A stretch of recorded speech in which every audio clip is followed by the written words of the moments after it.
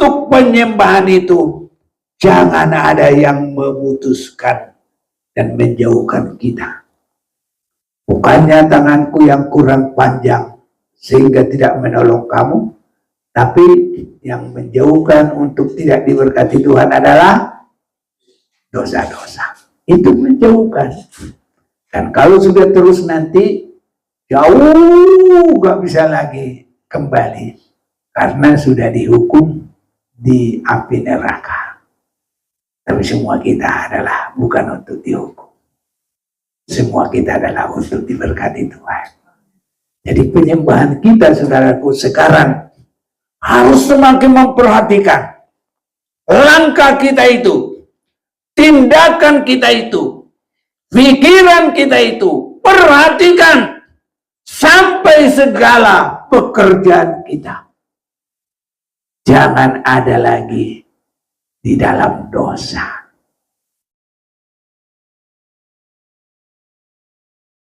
Puji Tuhan, saudara-saudaraku yang kasih.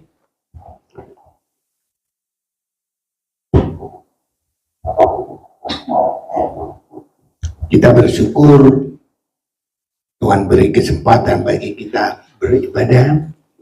Saat ini adalah untuk kita menyembah Tuhan.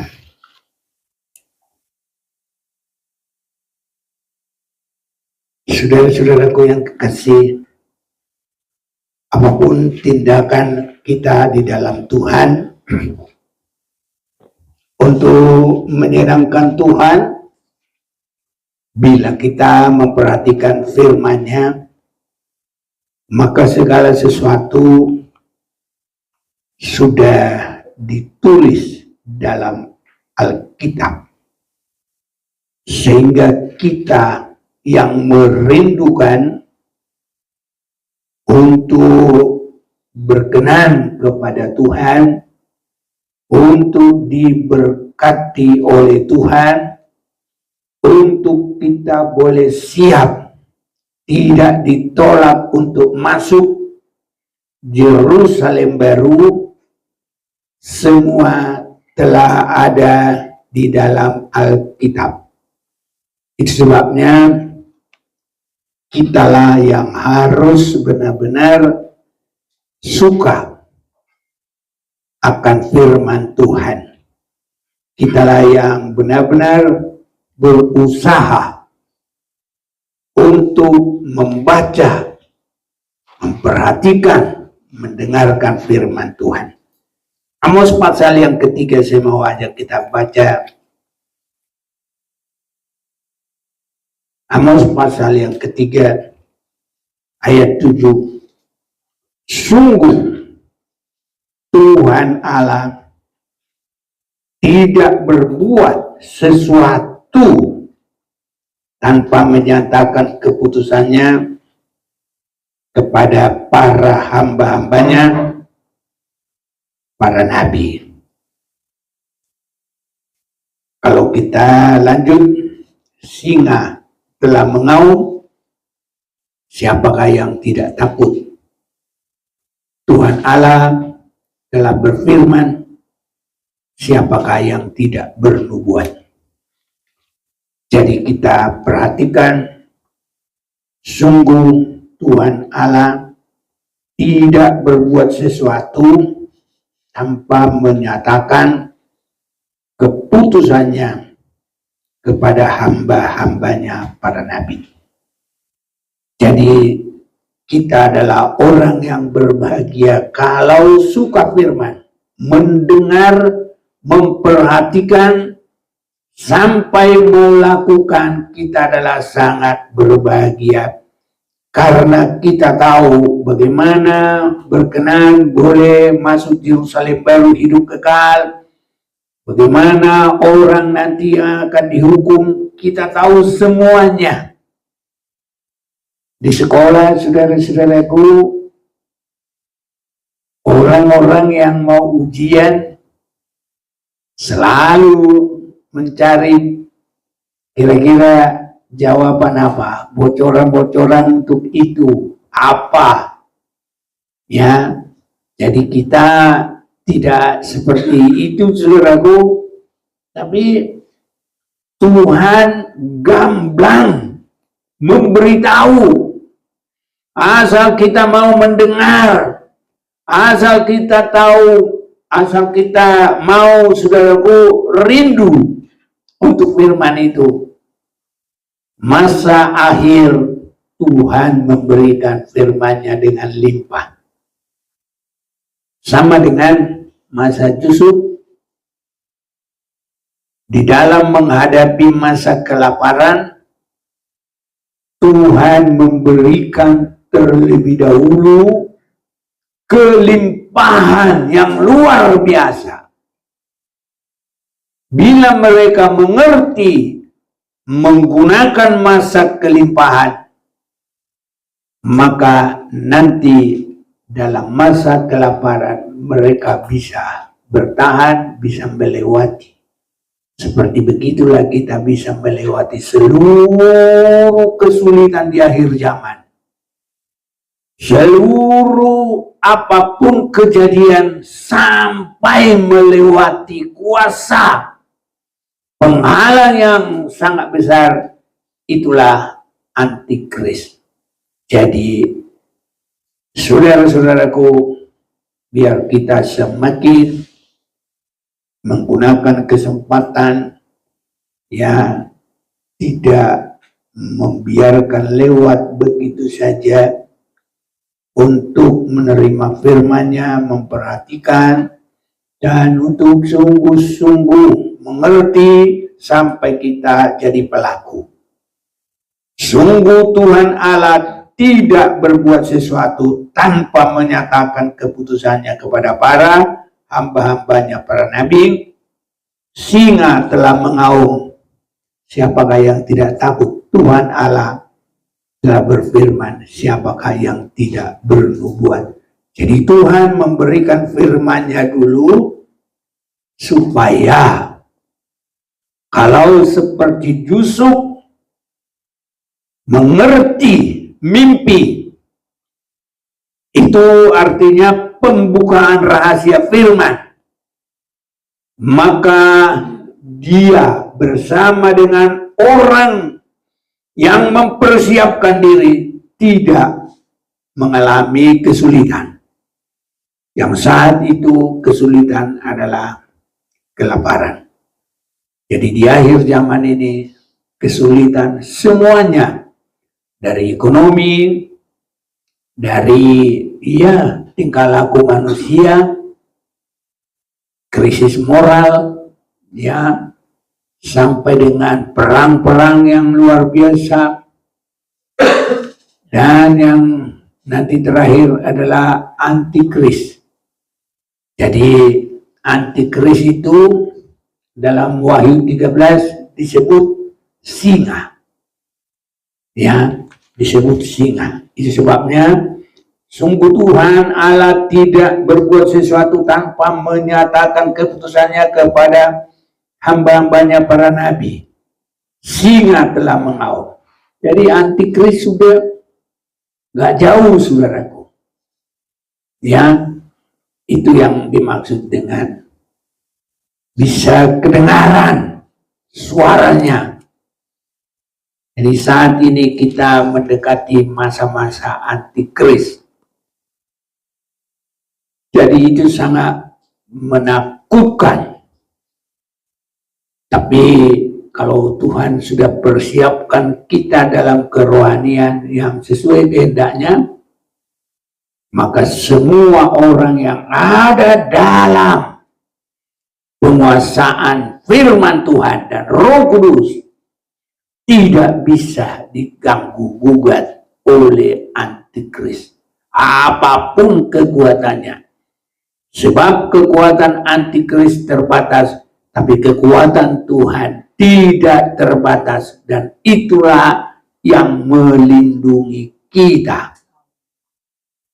Sebabnya saudara-saudaraku, kita juga harus mengerti rahasia untuk bisa memasuki pintu Yerusalem baru dan untuk boleh berada di dalamnya.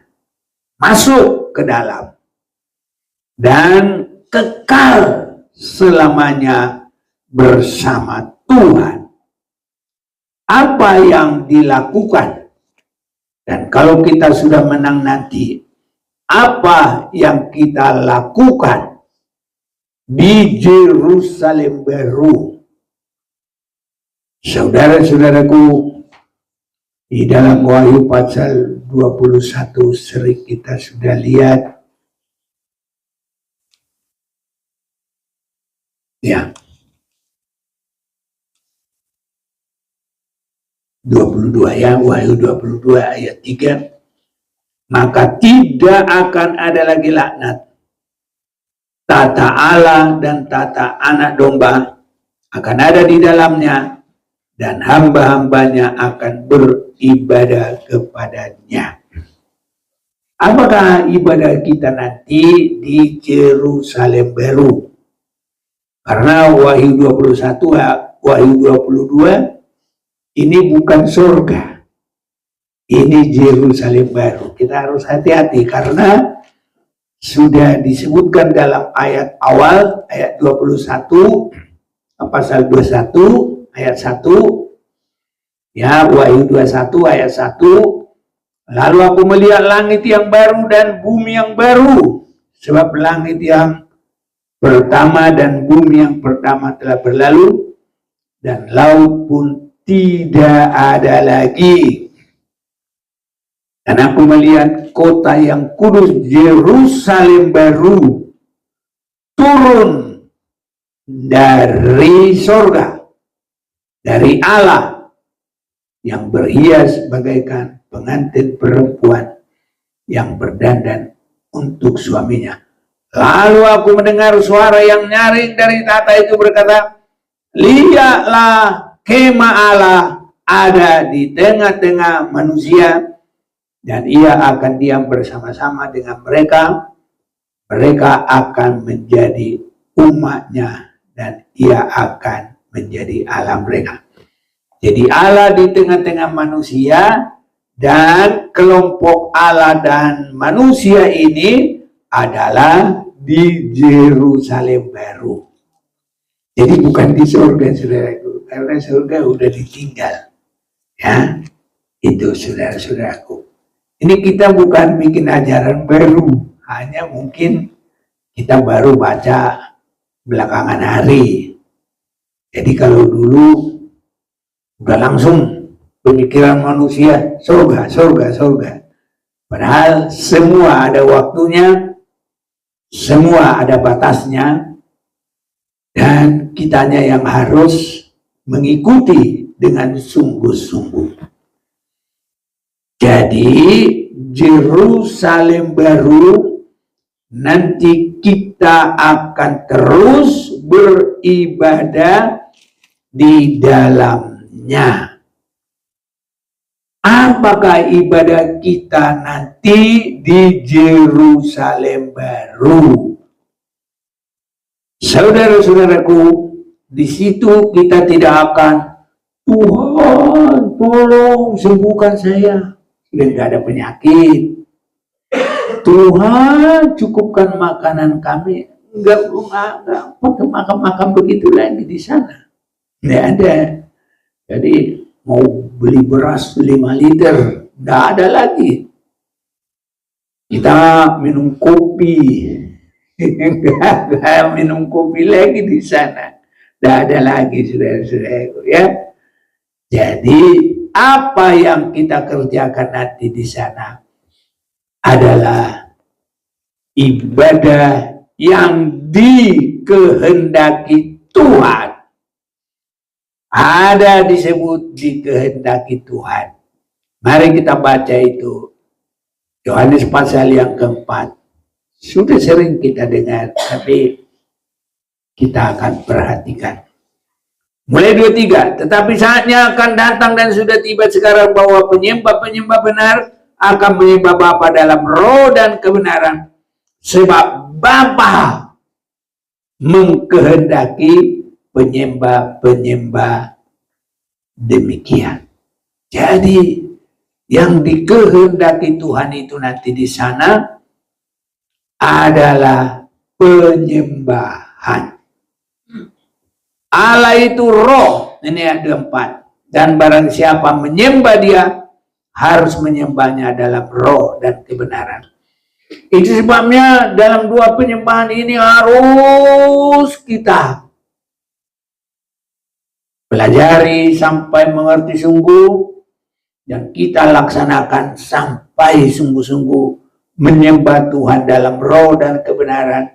Sebab itu ada dalam kekekalan. Sebagai keberadaan kita dalam hidup yang kekal, itu harus ada. Tidak boleh tidak, semua harus. Dan semua harus melaksanakan itu, siapapun. Nanti bagaimana kita di sana, kalau tidak ada tertulis, saya tidak berani menambah. Mungkin nanti ya tidak disebut lagi ada yang tua, ada yang muda, tapi nanti semua mungkin tubuh yang baru semuanya ya.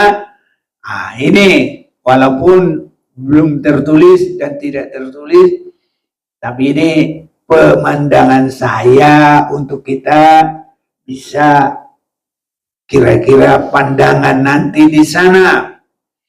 Jadi semuanya sekarang ini harus memperhatikan. Baru boleh berkata, oh yang tua lah lebih utama dulu. Ya, mungkin dalam pemikiran di bumi ini mereka tinggal berapa tahun, kira-kira begitu. Mungkin orang berpendirian, nanti Pak Manik itu nggak sampai lagi 20 tahun bisa begitu. Karena kalau dia umur 20 tahun, udah umur 100 nanti. Mungkin orang berkata begitu. Tapi saudaraku, kalau Yerusalem baru, nggak ada yang begitu. Yang muda, yang tua, saya yakin itu enggak. Sama semua. Mendapat tubuh yang baru. Itu. Saudaraku, itu sebabnya kita semua harus tak boleh merasa, wah yang tua lah menyembah di dalam roh dan kebenaran. Dah, harus dewasa dulu. Tidak, semua belajar. Setiap yang akan masuk di Yerusalem baru, Bapa mengkehendaki penyembah-penyembah di dalam roh dan kebenaran. Jadi saudaraku, ini termasuk bocoran bagi kita. Sukacita. Kita masih di sini, tapi kita sudah mengerti apa kehendak Bapa, dan ini kekal selama-lamanya. Haleluya saudaraku. Gak sementara, terus. Sebabnya disebut, tapi saatnya akan datang, sudah tiba sekarang, bahwa penyembah-penyembah benar akan menyembah Bapa dalam roh dan kebenaran. Sebab Bapa mengkehendaki penyembah-penyembah demikian. Jadi kita sudah tahu kehendaknya. Saudara-saudaraku, kalau orang di bumi ini senantiasa bikin perhitungan, kalau ada proyek, umpamanya nanti menguntungkan 10 juta, dia berani bawa kado harga 1 juta, karena dia rasa masih ada untung 9. Nah, di situ saudaraku. Jadi dia bawa apa yang menyenangkan, dia cari. Nah, itu bos itu apa ya kesenangannya? Oh, dikasih kesenangannya. Jadi kita sudah mengerti bahwa penyembah-penyembah benar adalah dikehendaki Bapa. Haleluya. Nah, sekarang kita harus mengerti itu dan harus memberikan itu. Itu sebabnya saudaraku, di dalam ibadah itu yang paling orang tidak suka adalah ibadah doa penyembahan. Kita bersyukur kalau hari Sabtu, Iya, ini hari Sabtu penyembahannya. Sudah boleh bilang hampir sama kita dengan hari Rabu. Ya, jadi berarti pendalaman firman dengan penyembahan sudah berimbang yang datang. Tapi kalau ibadah Minggu, wah kita ini belum ada separohnya ini. Itu. Dari mana kita bisa mengerti dan apa itu artinya bagi kita? Orang tidak begitu suka, apalagi kalau untuk doa penyembahan. Tapi kalau kita sudah mengerti, ini yang harus lebih diusahakan. Karena Allah mengkehendaki penyembah yang demikian. Kalau hanya berhimpun, Matius pasal 18 ayat 20 apa 20 18 mana? 18 ayat 20. Kalau kita berhimpun, Tuhan ada di tengah-tengah kita. Nah, itu baru Tuhan ada di tengah-tengah kita. Tapi kalau menyembah, itu penyembah-penyembah dikehendaki oleh Bapa. Hanya dihadiri boleh, tapi lebih tinggi lagi kalau disenangi, dikehendaki. Jadi dikehendaki itu sama juga itu dengan disenangi. Jadi Bapa senang, Bapa surga, ya, bukan bapaknya saya, Bapak maksudku keturunan dan yang menurunkan saya bukan itu. Tapi Bapak kita semua, Bapak kita yang ada di sorga. Seperti doa itu, Bapa kami yang di sorga, pencipta langit bumi segala isinya.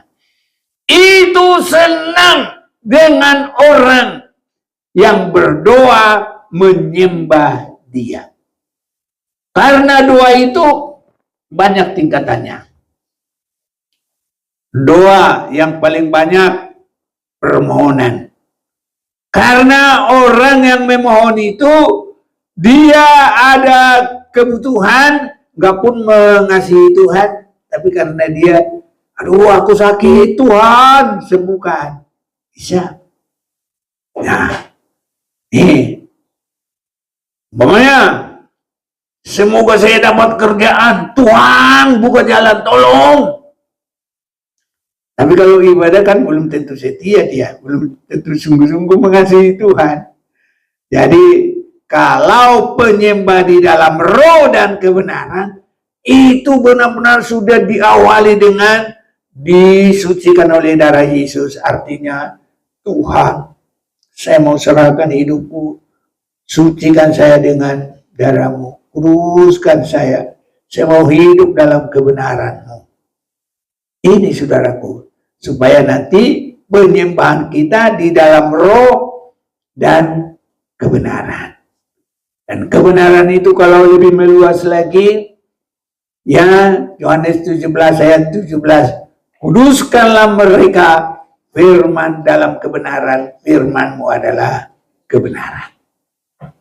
Ini saudaraku, jadi kita harus semakin suka kepada firman Tuhan.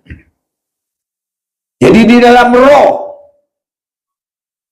kita harus berkembang dalam kerohanian, bertumbuh dalam kerohanian. Tidak boleh biasa-biasa, tidak boleh ikut-ikutan, tidak boleh asal-asalan. Harus sudah mengerti. Pertama kita sendiri mau mengasihi Tuhan. Kita sendiri percaya Tuhan Maha Pengasih. Kita sendiri percaya Tuhan mati tersalib untuk menguduskan kita. Kita terima dengan sungguh-sungguh. Dan kita menyerahkan diri kita untuk semakin sesuai dengan firman. Sampai kedagingan-kedagingan kita itu sudah tidak ada lagi. Nah, ini nanti rankingnya untuk kita bisa menyembah Bapa dalam roh dan kebenaran. Dan itu adalah penyembahan yang berkenan kepada Allah pencipta itu. Ini saudara-saudaraku yang kekasih. Sebabnya setiap doa penyembahan ini itu harus ada pergumulan, saudaraku. Lawan semua kemalasan, lawan semua keinginan daging. Semua semakin mati. Sehingga yang ada hanya persekutuan yang baik dengan Tuhan. Jadi inilah saudaraku yang kita kerjakan dalam penyembahan. Supaya semakin banyak kita dalam persekutuan dengan Tuhan, dalam satu pergumulan yang benar. Karena banyak orang, kalau hanya karena masalah cari Tuhan, habis masalah, dia malas-malasan lagi. Ada kadang-kadang tidak mengerti tanggung jawab. Gak tahu dia kemana-mana apa semua. Ya, apalagi kalau sudah pelayan-pelayan. Nah, setiap penyembahan itu cuma rohani-rohani biasa, saudaraku. Ya, harus ada kesungguhan. Ya, harus kita sampai menunjukkan lebih mengutamakan Tuhan dari segala sesuatu. Lalu Tuhan nanti semakin melihat kita. Tuhan bilang, wah ini anakku ini pergumulannya luar biasa. Menang, kata Tuhan. Ya, melewati apapun, menang. Melewati tantangan apapun, menang. Karena nanti antikris yang merupakan godaan dari perempuan setan itu yang disebutkan Wahyu 17 itu, godaan-godaan perempuan penarik penggoda itu sampai kepada Babel itu, harus cinta kasih kita full kepada Tuhan. Kalau cinta kasih kita, ya bahasa Batak ruwet itu, ya nggak jejak. Si goyang-goyang, goyang ini, goyang sini. Tapi harus jejak, saudaraku, nggak boleh goyang. Tetap menyembah Tuhan. Itu adalah bagi mereka yang berani mengutamakan Tuhan. Itu terjadi bagi mereka yang berani sungguh-sungguh mengasihi Tuhan. Sehingga berani mengutamakan Tuhan. Saudara-saudaraku, Abraham berani mengutamakan Tuhan. Ukurannya sampai sejauh mana? Kalau Tuhan berkata, Abraham, persembahkanlah anakmu yang satu-satunya. Pada saat itu, baru hanya itu satu-satunya. Siapa itu anaknya? Ishak. Berani dia, saudaraku. Kalau sekarang waktu aja nggak bisa, bergumul aja nggak mau. Pada kemana. Bersyukur kita semua boleh bergumul ada di hadirat Tuhan. Amin, saudaraku. Iya. Tapi kalau kita juga ditarik oleh yang lain-lain, malas bodoh juga. Mau dong. Tapi kita sudah kalahkan itu semua. Haleluya. Saya bersyukur kepada Tuhan. Kalau saya tidak ibadah di sini hanya karena pindah ibadah, karena kadang-kadang ke pelayanan kemana-mana. Tapi kalau saya seingat saya belum pernah saya berhenti beribadah. Nah, sampai sekarang. Nah, padahal saya sudah mulai menyerahkan diri mulai tahun 65. Itu sudah rasa full penyerahan saya. Pada saat itu mulai, Tuhan, saya mau serahkan tubuh jiwa saya kepadamu. Itu umur saya dari 46 ke 65 berapa itu? 19. Ya, sampai sekarang. Ini kemurahan Tuhan. Haleluya, saudara-saudaraku. Semoga Tuhan tolong kita semua. Ini kesaksian saya. Dan memang saya laksanakan. Kalau saya tidak di sini, hanya karena mungkin ya pelayanan kemana gitu. Tapi ya mungkin melipat gandakan supaya lebih banyak mendengar atau bagaimana terbuka jalan. Ya ke situ. Jadi bukan berarti beribadah, malah kadang-kadang untuk ditingkatkan ibadah karena kadang Senin, Selasa, Rabu terus beribadah terus. Kalau tidak di sini, pergi kemana gitu. Tapi sejak ya 65 sampai sekarang, ya begitulah saudara-saudara. Saya tidak mau berhenti sekalipun untuk beribadah. Itu kemurahan Tuhan bagi saya. Haleluya saudaraku. Tapi saya bersaksi segala sesuatu hanya Tuhan yang atur. Hidupku hanya Tuhan yang cukupkan. Nah, ada rasa susah, rasa sulit, dan saya tidak pernah mikir-mikir apa-apa. Iya saudara-saudara. Ini anak-anak kami ini ada 7 ini. Ya, saya sudah bilang semua sekolah yang baik, kuliah yang baik, gak pernah. Aduh, sudah gak ada lagi bayar kuliah, sudah gak ada lagi uang sekolah. Nah, gak pernah. Justru heran saudara-saudara itu. Ya, itu bulan ini berapa biaya? Ya, dia antar. Itu saudara-saudaraku. Benar, itulah kesaksian kami. Bertahun-tahun. Mana saya pernah susah mikirin itu? Tuhan yang mikirin. Karena saya hanya mikirin Tuhan. Jadi begitu juga saudaraku. Kalau ibadah kita ini semakin sungguh-sungguh, Tuhan yang memikirkan semua bagi kita. Sama dengan kita tidak mengerti bagaimana keluar dari dosa, bagaimana mohon pengampunan, tapi Yesus datang dari sorga, turun ke bumi. Dia menjadi manusia. Dia menjadi manusia bukan untuk dilayani, tapi untuk melayani. Bahkan setia sampai mati tersalib untuk menjadi pengganti dosa kita. Kalau kita mengaku dosa kita, Allah itu setia dan adil, sehingga menyucikan kita dari dosa.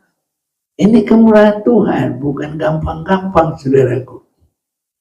Dan semuanya tadinya kita tidak mengerti itu. Tapi Tuhan berbuat itu bagi kita semuanya. Tuhan itu sangat baik. Kita harus meyakinkan saudaraku, berserah ke Dia, pasrah. Harus sampai berani melakukan firman. Makanya Abraham kalau dia berani melakukan firman, Abraham persembahkan anakmu. Sampai sejauh itu mana takut dia. Nanti kalau ku persembahkan ya Tuhan bisa juga membangkitkan. Itu pemikirannya dia. Laksanakan. Tapi Tuhan tahu bagaimana apa yang harus kita perbuat. Dan akhirnya mulai dari situ. Mulai dari saat ini, aku berkati engkau dari keturunanmu lah semua manusia di bumi ini terberkati. Makanya disebut sampai tempat yang senang itu, Firdaus itu disebut pangkuan Abraham. Luar biasa saudaraku. Ya.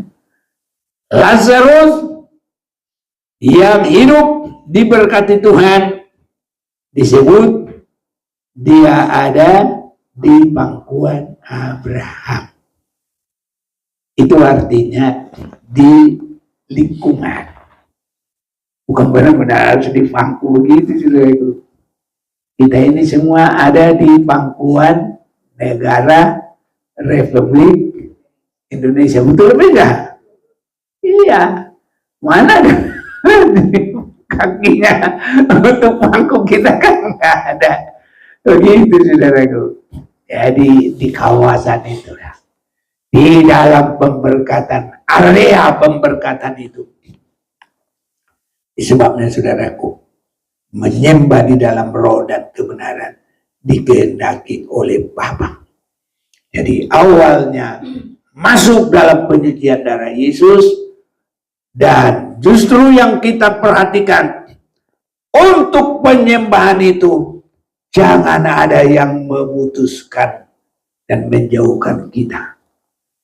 Bukannya tanganku yang kurang panjang sehingga tidak menolong kamu, tapi yang menjauhkan untuk tidak diberkati Tuhan adalah dosa-dosa. Itu menjauhkan. Dan kalau sudah terus nanti jauh gak bisa lagi kembali, karena sudah dihukum di api neraka. Tapi semua kita adalah bukan untuk dihukum.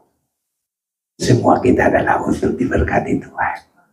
Jadi penyembahan kita, saudaraku, sekarang harus semakin memperhatikan langkah kita itu, tindakan kita itu, pikiran kita itu. Perhatikan sampai segala pekerjaan kita.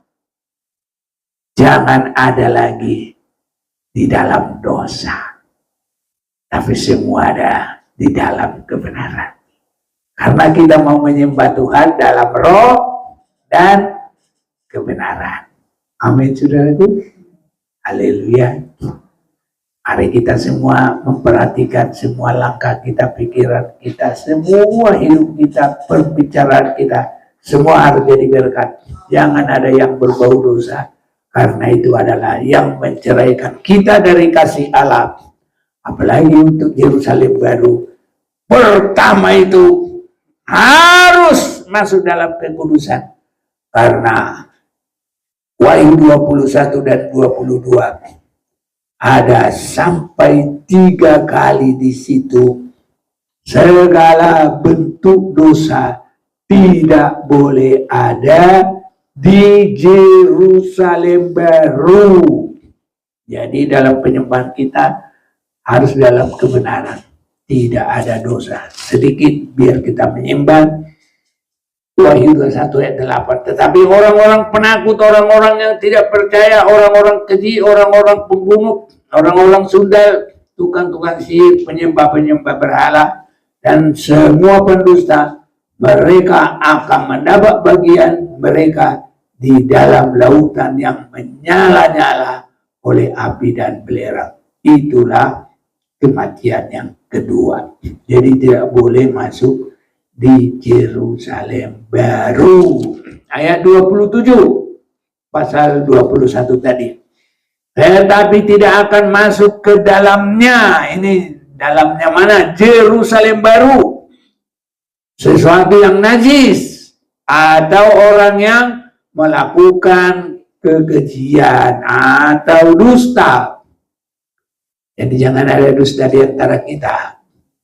Biar Tuhan tolong kita. Tuhan tolong kita. Ya, tetapi hanya mereka yang apa itu? Namanya tertulis dalam kitab kehidupan anak domba itu. 22 ayat 15. Tetapi anjing-anjing dan tukang-tukang sihir, orang-orang sundal, orang-orang pembunuh, penyembah-penyembah berhala, dan setiap orang yang mencintai dusta dan yang melakukannya tinggal di luar Yerusalem baru. Jadi saya lihat saudara-saudaraku, Yerusalem baru ini lengkap sekali di dalam pengaturan Tuhan. Saya lagi cari-cari ayat firman Tuhan. Di manakah ada tidak ada dosa di surga? Saya belum ketemu. Tapi kalau di Yerusalem baru, nyata sekali, saudaraku. Nah inilah. Jadi surga dengan Yerusalem baru harus kita bandingkan. Ya. Dan kalau ya kota Yerusalem baru, itu namanya kota tanpa malam. Artinya tidak tidak ada sedikit kegelapan. Dan kegelapan adalah gambarnya dosa. Ya, Wahyu 22 ayat 5 sedikit lagi. Dan malam tidak akan ada lagi di sana. Ini di Yerusalem baru. Dan mereka tidak memerlukan cahaya lampu dan cahaya matahari. Sebab Tuhan Allah akan menerangi mereka. Dan mereka akan memerintah sebagai raja sampai selama-lamanya. Ini saudaraku. Atau saya baca dari ayat 1 biar mantap saudaraku. Lalu ia menunjukkan kepadaku sungai air kehidupan yang jernih bagaikan kristal dan mengalir keluar dari tahta Allah dan tahta anak domba itu. Di tengah-tengah kota itu, kota mana? Yerusalem baru. Yaitu di seberang menyeberang sungai itu ada pohon-pohon kehidupan yang berbuah 12 kali tiap-tiap bulan sekali, dan daun pohon-pohon itu dipakai untuk menyembuhkan bangsa-bangsa. Maka tidak akan ada lagi laknat. Tahta Allah dan tahta anak domba akan ada di dalamnya, dan hamba-hambanya akan beribadah kepadanya. Ini saudaraku, kita beribadah dalam roh dan kebenaran. Dan mereka akan melihat wajahnya Allah, dan namanya akan tertulis di dahi mereka. Dan malam tidak akan ada lagi. Nah, ini makanya ada kota tanpa malam di Yerusalem baru. Nah, begitulah saudaraku ya. Kota tanpa malam artinya tidak ada kegelapan. Ya, luar biasa. Dan malam tidak akan ada lagi di sana. Mereka tidak akan memerlukan cahaya lampu dan cahaya matahari. Artinya tidak perlu lagi pengudusan, tidak perlu lagi minta ampun. Sebab sebelum masuk ke sana sudah mengalami pemberesan, pengudusan. Inilah yang sangat baik dalam doa penyembahan kita. Mempersiapkan untuk masuk di Yerusalem baru. Mari kita mau merenungkan, semua kita akan masuk dalam penyembahan. Dan setelah kita mohon penyucian darah Yesus Kristus, kita mau datang kepada Tuhan.